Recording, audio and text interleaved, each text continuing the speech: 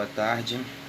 Vamos falar sobre cultura de massa ou indústria cultural. No caso, uma pergunta, que o nosso material nos faz: cultura de massas ou indústria cultural? E dois sociólogos muito importantes abordaram esse tema, um Theodor Adorno e o outro Max Horkheimer, e a gente vai falar um pouco sobre eles, certo? Theodor Adorno foi um filósofo e sociólogo, musicólogo e crítico musical alemão.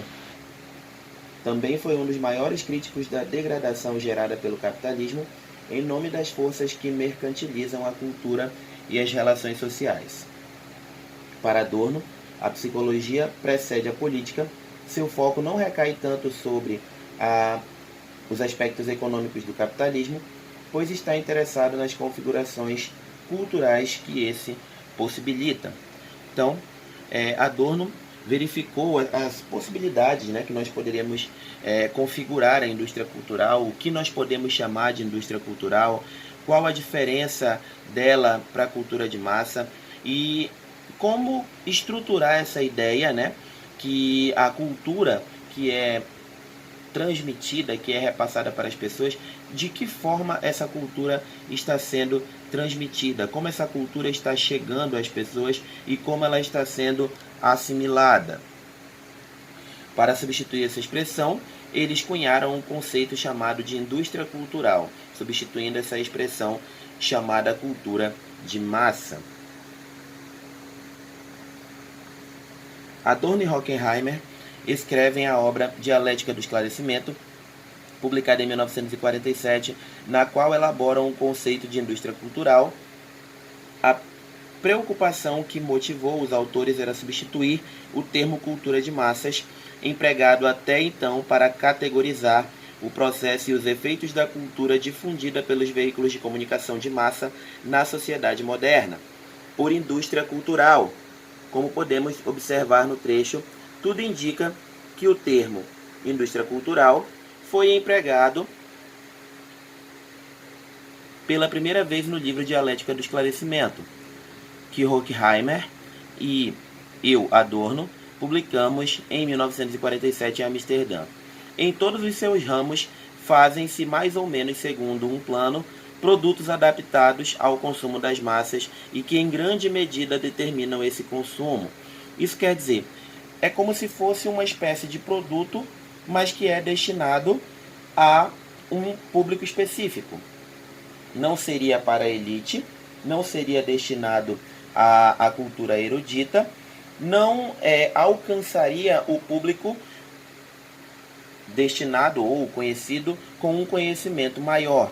Seria uma forma de cultura adaptada a uma população de alcance, poder econômico menor, inclusive até com talvez um conhecimento não tão elevado, por assim dizer.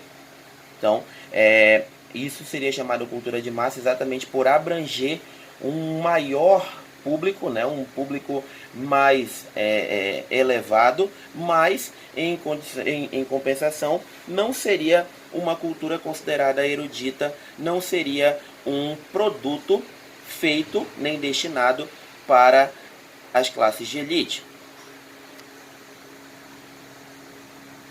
Os autores justificam o emprego desse novo conceito porque os meios de comunicação de massa são instrumentos técnicos, ou seja, custam caro e são, como qualquer outra máquina, parte do capital. Quem não os possui está impedido de transmitir a sua mensagem. Apenas os proprietários de tais meios podem fazer isso. Para tanto, eles empregam produtos culturais assalariados, produtores que produzem a cultura estipulada e planejada pelos donos desses meios. A cultura já era uma mercadoria desde o século XIX. Entretanto, ela não era planejada industrialmente. A grande modificação ocorrida nesse campo no século XX é que os proprietários dos meios de comunicação de massa passaram a concentrar a posse deles, organizando-o em um sistema. Isso possibilitou o aparecimento de um tipo de indústria que, como qualquer outra, produzia uma mercadoria. destinada ao mercado com o objetivo de proporcionar lucro ao proprietário. Nesse caso, a novidade era a mercadoria, que é um produto cultural. Esse tipo de indústria, aliás, como qualquer outra, planeja antecipadamente a sua produção. Ela contrata diversos especialistas, elabora internamente uma minuciosa divisão do trabalho e, sobretudo, padroniza seus produtos com o objetivo de tanto de diminuir o custo de produção, quanto de produzir em grande quantidade, a fim de conquistar a maior fatia possível do mercado. Também elabora pesquisas de opinião para planejar seus produtos. Ela oferta a seu consumidor algo que este deseja, mas ao mesmo tempo o induz a desejar certo tipo de cultura que ela se esmera em produzir e oferecer ao mercado. Por essa razão, a cultura industrializada que fornece está sempre atrelada ao gosto estabelecido, reiterando. Consequentemente, seu produto é um veículo da adaptação social e do conformismo. Tudo que ela produz reitera a mesmice, o sempre igual.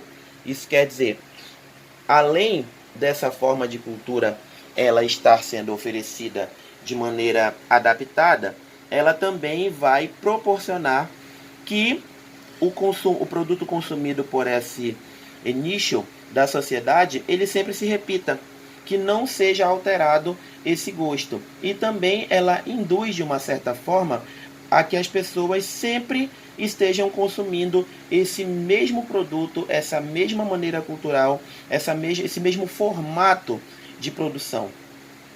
Ela se esmera para que essa cultura que está sendo industrializada, ela esteja sempre atrelada ao gosto de um padrão estabelecido por ela mesma.